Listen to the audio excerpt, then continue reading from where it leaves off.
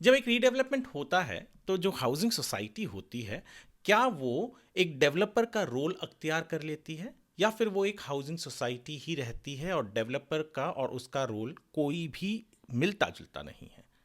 बहुत बार मुंबई और महाराष्ट्र में ये सवाल उठा है, जहां पर महारेरा ने कई दफा ये कहा है कि हाउसिंग सोसाइटी जो है वो को प्रमोटर हो जाती है। को प्रमोटर यानी दूसरा प्रमोटर यहां पर होता है डेवलपर और हाउसिंग सोसाइटी को प्रमोटर। इस चीज से बहुत से लोग, बहुत से हाउसिंग सोसाइटीज बहुत बार परेशान रही हैं और इसी को लेकर एक फाइनल सोल्यूशन कहें तो शायद मिल गया है। मुंबई में 20,000 से भी ज़्यादा हाउसिंग सोसाइटीज़ या तो रीडेवलप हो रही हैं या होने के कगार पर हैं। तो ये वीडियो आपको देखना ज़रूरी है। हमारे साथ बने रहिए वीडियो के अंत तक।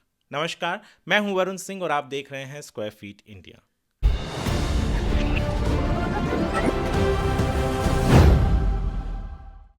पिछले 20 साल से रियल एस्टेट जर्नलिज्म कर रहा हूं और सबसे ज़्यादा सवाल जो आते हैं वो रीडेवलपमेंट को लेकर ही होते हैं।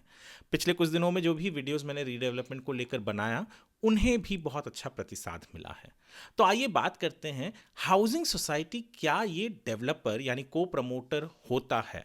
महारेरा ने बहुत से ऐसे ऑर्डर्स दिए हैं जहां पर हाउसिंग सोसाइटी को प्रमोटर का रोल दिया गया है। ऐसा ही कुछ हुआ एक केस में, और ये केस ने सब कुछ बदल कर रख दिया। दरअसल समाज कल्याण कोऑपरेटिव हाउसिंग सोसाइटी जो मुंबई में है वर्सेस संतोष साबले, इस केस में कुछ ऐसा ही हुआ जिसकी वजह से अब ये चीज क्लियर हो चुका है कि हाउसिंग सोसाइटी प्रमोटर है या नहीं। आइए जानते हैं पहले केस के इतिहास के बारे में। दरअसल एक हाउसिंग सोसाइटी है, समाज कल्याण कोऑपरेटिव हाउसिंग सोसाइटी, जिन्होंने अपने जनरल बॉडी में एक बिल्डर को अपॉइंट किया। अब कुछ लोग परेशान थे, उन्होंने कहा कि भैया डेवलपर जो है उसके अलावा हाउसिंग सोसाइटी की भी रिस्पॉन्सिबिलिटी बनती है कि उन्हें वो सारी चीज़ें बताएं। वो पहुंच गए महारेरा में। महारेरा ने एक ऑर्डर दिया जो ऑर्डर कहता है कि हाँ, हाउसिंग सोसाइटी को बताना पड़ेगा, यानी ये बता दिया कि हाँ, हाउसिंग सोसाइटी को प्रमोटर है। अब हाउसिंग सोसाइटी परेशान हो गई। उन्होंने कहा कि ये बात तो सही नहीं है जो महारेरा ने कहा, और उन्होंने उसे चैलेंज किया महारेरा के अपीलेट ट्रिब्यूनल में। जिस तरीके से सिविल केसेस हो या कोई भी केस हो, जब निचली अदालत में हमें हमारे हिसाब से न्याय नहीं मिलता तो हम उसे चैलेंज करते हैं हाई कोर्ट में, ठीक उसी तरीके से महारेरा में भी जब आपको एक फेवरेबल ऑर्डर नहीं मिलता है या जो भी व्यक्ति है लगता है कि ऑर्डर संतुष्टजनक नहीं है तो उसे चैलेंज करता है अपीलेट ट्रिब्यूनल में। तो ये जो केस है समाज कल्याण कोऑपरेटिव हाउसिंग सोसाइटी का वर्सेस संतोष साबले, ये पहुंच गया महारेरा के अपीलेट ट्रिब्यूनल में।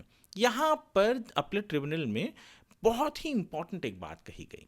ये बात जो वहां के लीड कर रहे थे जो ट्रिब्यूनल को, उन्होंने कहा कि भैया जो हाउसिंग सोसाइटी है वो एक बिल्डर की तरह ना तो प्रॉफिट के लिए घर बनाती है ना ही उसे बेचती है।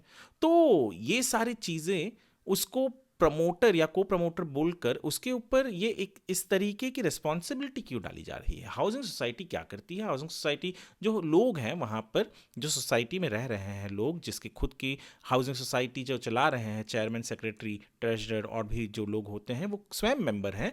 ये लोग तो बस फैसिलिटेट कर रहे हैं कि एक डेवलपर आए, अग्रीमेंट साइन करे और डेवलपमेंट करके सब मेंबर्स को घर दे, अच्छे घर दे।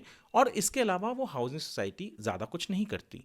ना तो हाउसिंग सोसाइटी बिल्डिंग बना रही है, ना घर बेच रही है, ना एडवर्टाइज कर रही है, ना मार्केट कर रही है। जो सब कुछ महारेरा या रेरा हम एक्ट कहें तो उसके तहत एक बिल्डर करता है और उसलिए बिल्डर को एक प्रमोटर करके कहा जाता है और उसे रजिस्टर करना अनिवार्य होता है महारेरा के पास। पर हाउसिंग सोसाइटी ये सब कुछ नहीं कर रही है। तो हाउसिंग सोसाइटी को प्रमोटर या को प्रमोटर कहना यानी डेवलपर के सेम तराजू में तोलना ये गलत होगा। ये अपीलेट ट्रिब्यूनल ने ऑर्डर दिया है।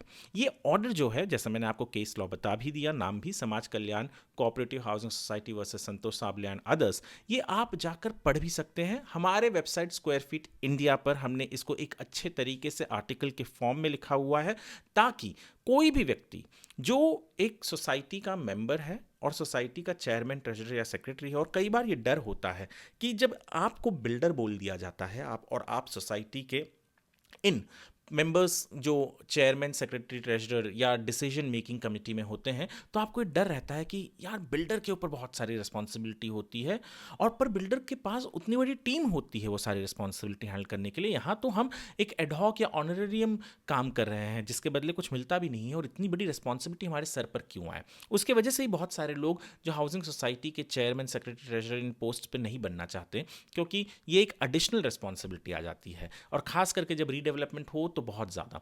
ये जो ऑर्डर है ये एक राहत आएगी उन सभी लोगों के लिए, और एक क्लैरिटी है कि भैया हाउसिंग सोसाइटी जो है वो प्रॉफिट के लिए कोई काम नहीं कर रही है, वो काम कर रही है ताकि सारे मेंबर्स को घर मिल सके, ठीक उसी तरीके से जैसे वो चेयरमैन, सेक्रेटरी और ट्रेजरर को मिलेगा। ये ऑर्डर आप हमारे, यदि आप किसी को जानते हैं कि जिनकी सोसाइटी अब रीडेवलपमेंट के लिए जाने वाली है या जा रही है और उसके जो मेंबर्स हैं वो परेशान हैं, तो ये ऑर्डर उनके साथ भी शेयर कीजिएगा, हमारा ये वीडियो भी शेयर कीजिएगा। यदि वीडियो आपको हमारा पसंद आया हो तो स्क्वायर फीट इंडिया हमारे इस चैनल को सब्सक्राइब ज़रूर कीजिएगा, और वीडियो को लाइक और शेयर करना ना भूलें। ये वीडियो देखने के लिए आपका धन्यवाद।